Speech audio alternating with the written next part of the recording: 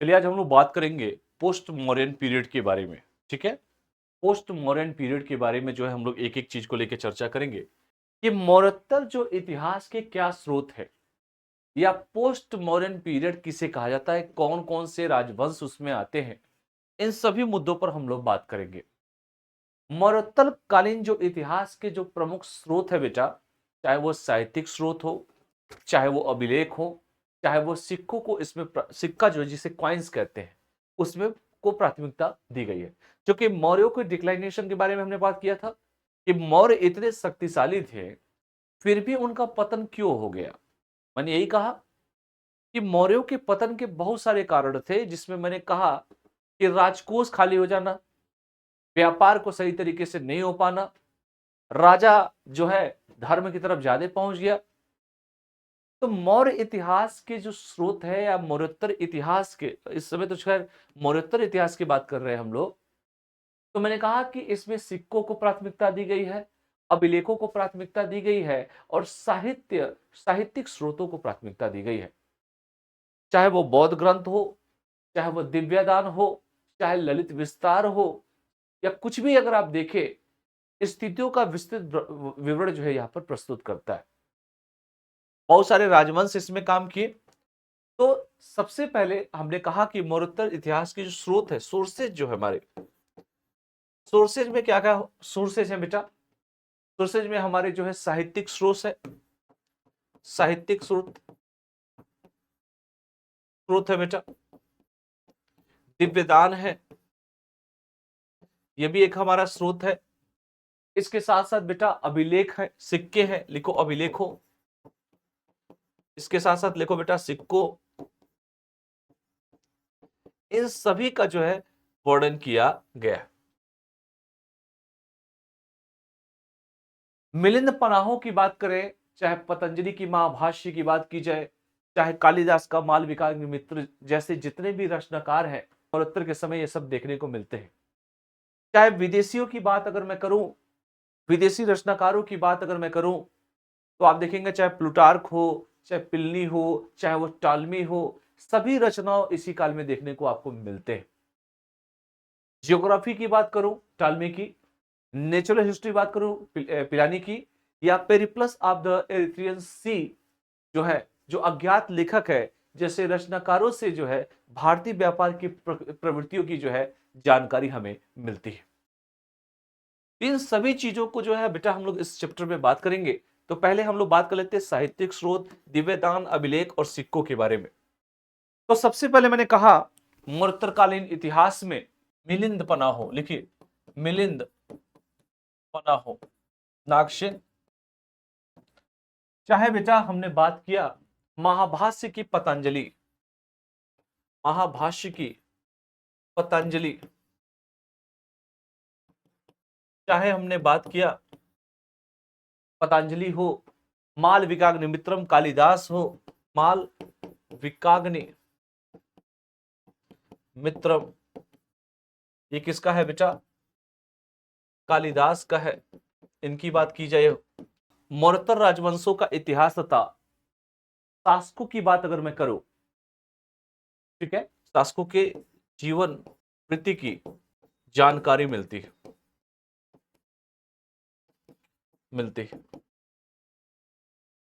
जानकारी मिलती है। पहली बात तो ये लिखना है। दूसरा, विदेशी रचनाकारों की अगर हम बात करें, जो भी हमारे फॉरेन रचनाकार हैं, विदेशी रचनाकारों की बात की जाए, तो विदेशी जो भी रचनाकार हैं बेटा, या विदेशी जितने भी हैं, जैसे ग्रीक रचनाकार पिलानी है, रचनाकार जो है बेटा पिलानी है, या प्लूटार्क है, टालमी है, लिख लो प्लूटार्क है, टालमी है, ये जितने भी हैं विदेशी रचनाकार, ये जितने भी हैं, इन सभी से रचनाओं से इस काल के इतिहास पर प्रकाश डाला गया है। यह भी याद रखिएगा। कई चीजें ऐसी हैं जो आपको जानना चाहिए और बड़े शिद्दत के साथ जो है ये चीजें बताई गई हैं। पेरिप्लस ऑफ द एरिथियन श्री का नाम आपने सुना होगा। यानी कि नेचुरल हिस्ट्री पिलानी का है, लिख लीजिए, तो नेचुरल हिस्ट्री ये पिलनी का है, नेचुरल हिस्ट्री पिलनी का है। जियोग्राफी जो है वो टालमी का है, इसका है बेटा टालमी का है। Periplus of Erythraean Sea, Periplus of Erythraean Sea, Periplus of Erythraean Sea के बारे में अगर हम बात करें, एक अज्ञात लेखक है, ये कौन है? ये अज्ञात लेखक है बेटा। और इस अज्ञात लेखक के बारे में अगर हम बात करें बेटा, भारतीय व्यापार की प्रवृत्तियों की जानकारी मिलती है इससे, भारतीय व्यापार की प्रवृत्तियों की जानकारी मिलती है, प्रवृत्तियों की बेटा जानकारी इसमें मिलती है। मौर्योत्तर अगर हम बात करें चीजों को लेकर, तो मौर्योत्तर राजवंश में सबसे पहले जो वंश है वो है बेटा सुंग वंश। सुंग वंश के बारे में आपने पढ़ा होगा, सुंग वंश, इसका जो शासन काल है 185 से लेकर 75 ईसा पूर्व है। मौर्य सेनापति जो है पुष्यमित्र शुंग ने जो है अंतिम शासक बृहदत्त की हत्या करके की थी। किसने किया था? पुष्यमित्र शुंग ने बृहदत्त की हत्या करके की थी, अंतिम मौर्य शासक बृहदत्त की हत्या करके की थी। समझ में आया सभी को? और जो मौर्य शासक कौन? तो मौर्य शासक बृहदत्त की हत्या करके की थी। पहला पॉइंट। जो पुष्यमित्र शुंग था वो धार्मिक रूप से ब्राह्मणवादी था। ये कैसा था? ये पुष्यमित्र जो शुंग था ये धार्मिक रूप से ब्राह्मणवादी था, और इसने 2 अश्वमेध यज्ञ किया था। अश्वमेध का मतलब घोड़ा वाला, 2 अश्वमेध किया भी था। 2 क्या किया था बेटा? अश्वमेध इसने किया था। पतंजलि के द्वारा जो है अश्वमेध यज्ञ, इसके मतलब पतंजलि इसके बेसिकली कहा जाए पुरोहित थे, पतंजलि पुरोहित थे। तो ये भी बात इसको देखने को शुंग काल में देखने को मिलता है। तक्षशिला के शासक जो अगर कहा जाए, विदिशा में जो है गरुड़ स्तंभ भी स्थापित किया था। तो इस बात को भी जो है शुंग वंश में आप लोग इसमें इंक्लूड कर सकते हैं। ठीक है, तो 2 अश्वों के पतंजलि क्या थे बेटा? इसके पुरोहित। दूसरा है कणव वंश। दूसरा जो वंश है वो लिख लो बेटा कणव वंश है। कौन सा? कणव वंश। 75 से लेकर 30 ईसा पूर्व तक है, 30 ईसा पूर्व तक है कणव वंश। और शुंग वंश के अंतिम शासक देवभूति की हत्या करके शुंग वंश के लास्ट शासक जो है बेटा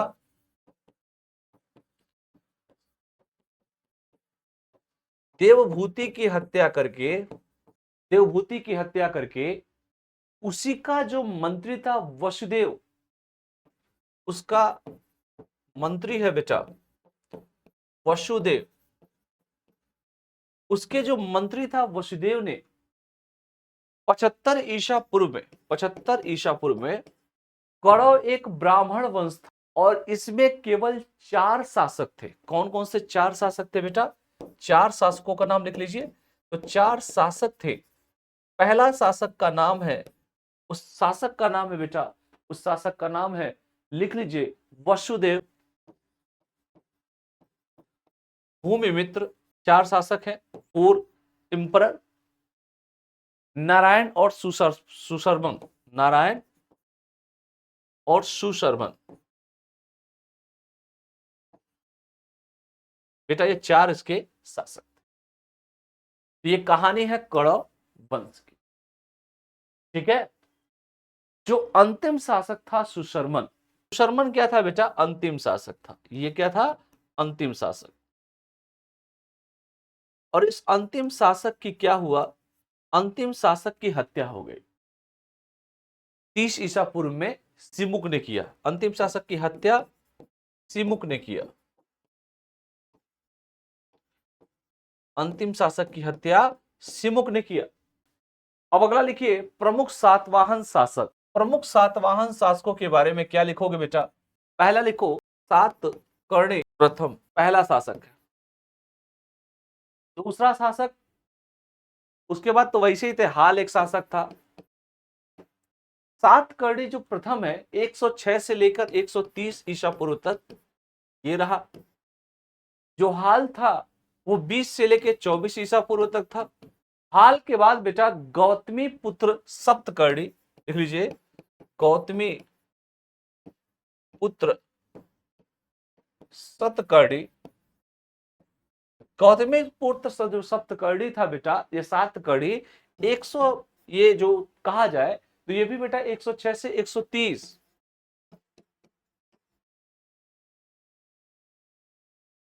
यही तो मैं बात कर रहा था। ये तीन शासकों का नाम आता है, मतलब तीन क्या, बेसिकली दो ही हैं, उसी के बारे में सातवाहन वंश के एक स्वरे को जो है गौतमीपुत्र सप्तकर्णी ने चूंकि इसने स्थापित किया था। खैर मेन दो है, ये संस्थापक कहा जाए से तक गलत नहीं होगा, संस्थापक। ये क्या है, संस्थापक है, स्थापित किया। और इसने अपने एकमात्र जो है स्वयं को एकमात्र ब्राह्मण कहा, इसने शकों को पराजित किया, स्वयं मात्र को ब्राह्मण कहा, मात्र को ब्राह्मण कहा, शकों को पराजित किया, शकों को बेटा क्या किया, पराजित किया। और सबसे इंपॉर्टेंट है कि इसने दावा किया कि उसका शत्रु जो है नाहपान इसी वंश का है। अब इसकी सामाजिक स्थिति के बारे में अगर हम बात करें, वाहनों की सोशल स्ट्रक्चर, सामाजिक स्थिति लिख लो, सामाजिक स्थिति। प्रसिद्ध राजा थे वो गौतमी पुत्र सप्तकर्णी ही थे, और उन्होंने 4 वर्णों वाली व्यवस्था को फिर से स्थापित किया। इन्होंने 4 वर्णों वाली, अरे ब्राह्मण क्षत्रिय वैश्य शूद्र व्यवस्था को स्थापित किया।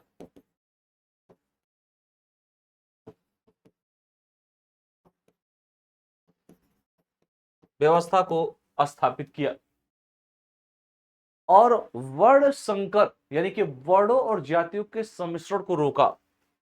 इसने वर्णों और जातियों के संकरण को रोका, हाइब्रिड को रोका, संकरण को रोका। सोचिए कितना ये ज्यादा कठिन था। सातवाहन काल में दक्कन में रहने वाले जनजाति लोग के सतही ब्राह्मणीकरण के कारण उत्पन्न हो गया था। इस काल में, इन सातवाहनों के काल में, जब शकों और सातवाहनों के मध्य वैवाहिक संबंध होने लगे, शकों और सातवाहनों के बीच जब वैवाहिक संबंध स्थापित होने लगे, सातवाहन में जो है वणिक और शिल्पी वर्ग का सामाजिक व्यवस्था में उत्थान हुआ और वणिक लोग अपने आप नगर का नाम अपने नाम से जोड़ने लगे। एक तो मैंने कहा कि वणिक और शिल्पी वर्ग, एक है वणिक वर्ग, दूसरा है शिल्पी वर्ग। सामाजिक व्यवस्था में इन दोनों का क्या हुआ, उत्थान हुआ। वणिक लोग अपने अपने नगर का नाम अपने नाम से जोड़ने लगे। जो वणिक लोग हैं अपने अपने नगर का नाम, लिखिए, अपने अपने नगर का नाम, जो वणिक लोग थे अपने अपने जो नगर का नाम था बेटा, उस नाम को क्या किया इन्होंने, अपने नाम से इन्होंने जोड़ना चालू कर दिया। धार्मिक व्यवस्था, सातवाहन कालीन जो रिलीजियस व्यवस्था की बात अगर हम करें, सातवाहन शासकों ने भिक्षु, जो भिक्षु थे उनको ग्राम को दान देकर, मतलब गांव को दान देकर, जो भिक्षु बौद्ध भिक्षु थे, भिक्षुओं को गांव दान देकर बौद्ध धर्म का प्रचार किया, धर्म का प्रचार किया। अगर इन्होंने बौद्ध धर्म का बेटा प्रचार किया और उनके राज्य में बौद्ध धर्म के महायान संप्रदाय का वर्चस्व था, एक हीनयान था एक महायान था ना, तो महायान संप्रदाय का, महायान जो संप्रदाय है उसका जो वर्चस्व है बेटा, वो महायान संप्रदाय का वर्चस्व दिखाई दिया। सातवाहनों के शासन में 2 जगह का नाम आपको जरूर लिखना है।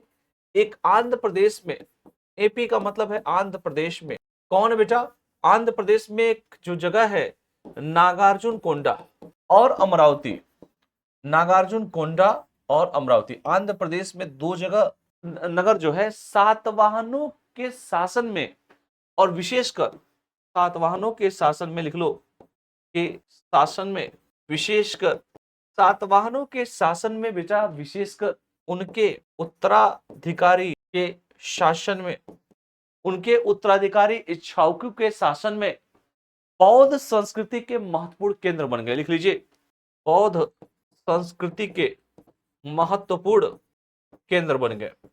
तो सातवाहनों के शासन में विशेषकर उनके उत्तराधिकारी इक्ष्वाकु के शासन में बौद्ध संस्कृति के महत्वपूर्ण बेटा क्या बन गए, तो बौद्ध संस्कृति के महत्वपूर्ण केंद्र बन गए। अगला एक शासक है कनिष्क, के बारे में हम पढ़ेंगे, और ये सर्वाधिक प्रसिद्ध कुषाण शासक था। ये क्या था बेटा, सर्वाधिक प्रसिद्ध कुषाण शासक था बेटा। पहला पॉइंट, उसने अपनी राजधानी कहां बनाई बेटा, राजधानी मथुरा बनाई, और 78 ईसा में शक संवत चलाया था। लिख लीजिए, 78 ईसा में शक संवत चलाया था, शक संवत चलाया था। ठीक है, जो वर्तमान में भी भारत सरकार के द्वारा इसी शक संवत को प्रयोग में लाया जाता है। लिख लीजिए, वर्तमान में भारत सरकार द्वारा इसी शक संवत को प्रयोग में लाया जाता है, प्रयोग में लाया जाता है, इसी शक संवत को प्रयोग में लाया जाता है। आप जानते हैं कि ये कनिष्क वही व्यक्ति है, क्या हुआ था, चतुर्थ बौद्ध संस्कृति का आयोजन इसी के शासनकाल में हुआ था। और इसके साथ साथ मैं आपको बता दूं, इसी चतुर्थ बौद्ध संस्कृति में बौद्ध धर्म दो ग्रंथ चीजों में बढ़ गया, एक हीनयान और एक बेटा महायान। हीन और महायान बात समझ में सभी को, तो ये याद रखिएगा कनिष्क के बारे में। अगला लिखिए, मौर्योत्तर कालीन प्रशासनिक व्यवस्था। मौर्योत्तर कालीन जो प्रशासनिक व्यवस्था है, कुषाण जो राजा थे वो देवपुत्र कहलाते थे। याद रखिएगा, कुषाण राजा बेटा देवपुत्र कहलाते थे, और यह उपाधि कुषाणों ने चीनियों से ली थी। उपाधि जो थी कुषाणों ने चीनियों से ली थी। दूसरा, इसकी सामाजिक स्थिति की बात अगर हम करें, सोशल स्ट्रक्चर, चाहे यूनानी हो, शक हो, पार्थियन हो, और कुषाण चाहे कुषाण हो, मैं सभी की बात कर रहा हूं, भारत में अपनी पहचान खो चुके थे। ये सभी के सभी अपनी पहचान बेटा ये लोग खो चुके थे, तो धीरे धीरे भारतीय बन गए। अधिकांश जो थे वो विजेता के रूप में आ गए। भारतीय जब बन गए तो विजेता के रूप में आ गए, और वे भारतीय समाज में क्षत्रिय वर्ण में सम्मिलित हुआ, और इन सभी को भारतीय समाज में क्षत्रिय वर्ण में वर्णित हुए। भारतीय समाज में विदेशियों का कहा जाए आत्मसातकरण जितना अधिक मौर्योत्तर काल में हुआ, उतना किसी भी इतिहास में किसी काल में नहीं हुआ। यह भी एक बहुत बड़ा अचीवमेंट है सामाजिक स्थिति में। अगर आप पूछे तो भारतीय समाज में जो विदेशियों का आत्मसातकरण जितना अधिक मौर्योत्तर काल में देखने को मिलता है, उतना किसी भी काल में आपको देखने को नहीं मिलता है।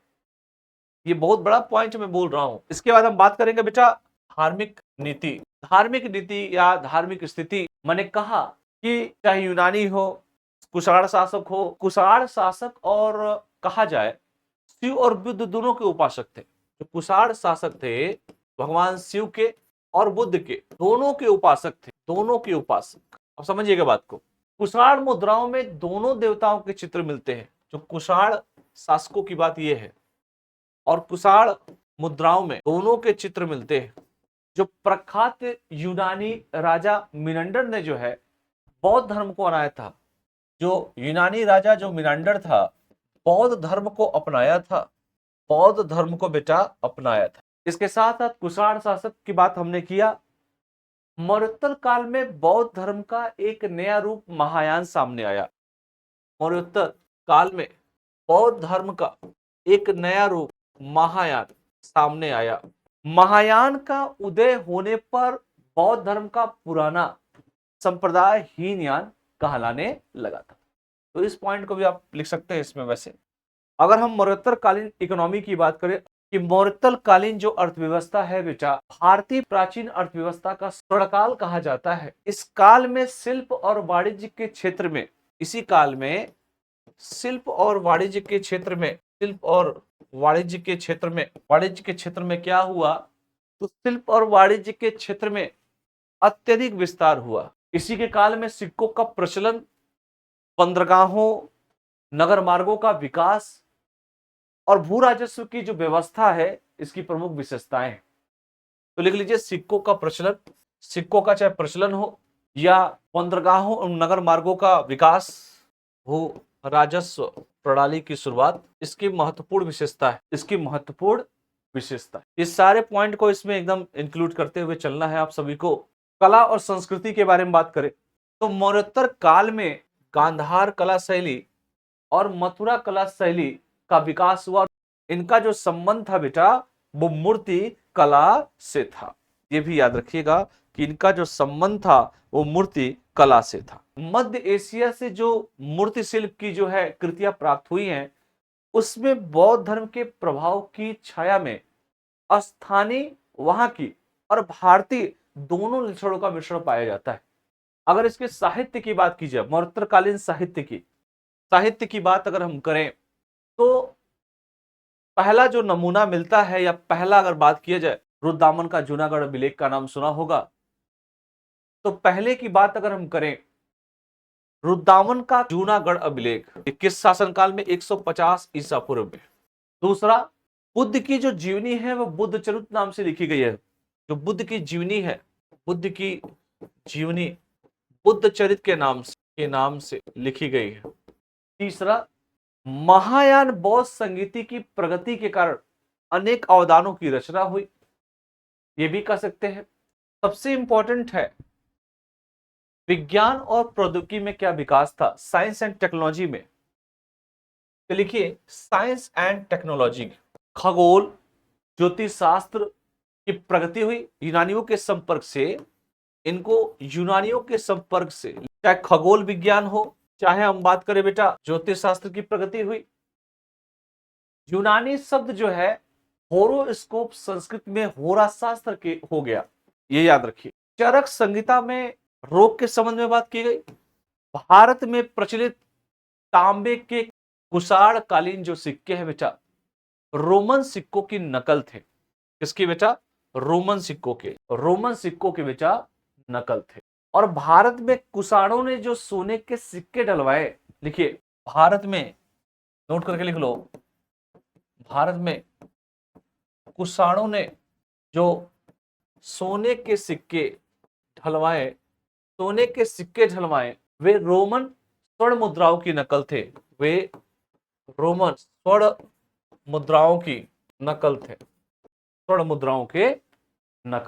प्राचीन भारत में किसी भी अन्य काल में सिक्के के कार्य में ऐसी प्रगति नहीं हुई है जैसी कि मौर्योत्तर काल में हुई थी। तो इस बात को भी बेटा हम लोग को देखना पड़ेगा, इस बात की भी जानकारी हम लोग को लेनी पड़ेगी। तो चूंकि मौर्योत्तर कालीन विज्ञान और प्रौद्योगिकी की बात हो, या साहित्य और कला की बात हो, या विज्ञान और प्रौद्योगिकी की बात हो, या सामाजिक स्थिति की बात हो, या धार्मिक स्थिति की बात हो, हर मुद्दे के बारे में हमने इसमें परिचर्चा हमने किया। और मौर्योत्तर कालीन जो समाज था, जैसे मैंने कहा कि साहित्यकार जो अश्वघोष थे, कुषाणों का संप्रेषण प्राप्त था उनको, बुद्ध की जीवनी बुद्ध चरित से उन्होंने लिखी। महायान जो था वो बौद्ध संप्रदाय की प्रगतिकर अवदानों की रचना भी हुई। अनेक अवदानों की बौद्धों की जो है मिश्रित संस्कृत भाषा में लिखी गई है। अवदानों का उद्देश्य लोगों को महायान के उपदेशों से अवगत कराना था, जैसे महावस्तु है, दिव्यदान है। तो ये सारी बहुत सी चीजें हैं जो हम लोग को इसके बारे में जानना है। तो लिख लीजिए फटाफट। तो ये रहा पूरा का पूरा जो है, जो मौर्यों की जो विकट स्थिति और मौर्यों के बारे में, कि मौर्योत्तर काल में आपने देखा कि मौर्य इतने पॉपुलर होने के बावजूद ये बर्बाद हो गए। मौर्योत्तर काल में हमने कहा कि मौर्य इतने पॉपुलर होने के बाद क्यों बर्बाद हो गए। मौर्योत्तर कालों में भी धीरे धीरे इसकी स्थिति देखने को आपको मिलती है। तो ये जितना भी चीज मैंने आपको बताया, साइंस एंड टेक्नोलॉजी की प्रगति, या मौर्योत्तर कालीन साहित्य के बारे में, आर्ट एंड कल्चर के बारे में, या इकोनॉमी के बारे में, या जितने भी धर्म को लेकर हमने बात की, जो रिलीजियस पॉलिसी है, या सामाजिक स्थिति के बारे में, या कनिष्क के बारे में। अच्छा, कनिष्क में मैंने ये भी कहा था आपसे कि चतुर्थ बौद्ध संगीति का आयोजन कुंडल वन कश्मीर में हुआ था, आप सभी को जानते हैं। कहां पर हुआ था कुंडल वन? कहां पर है बेटा? कश्मीर में। चतुर्थ बौद्ध संगीति का आयोजन कुंडल वन कश्मीर में हुआ था। इस बात को भी सभी को जानना है, तो ये भी हमने लिखा। तो हमने ओवरऑल हर मुद्दे पर इसमें मौर्योत्तर कालीन में हमने बात किया।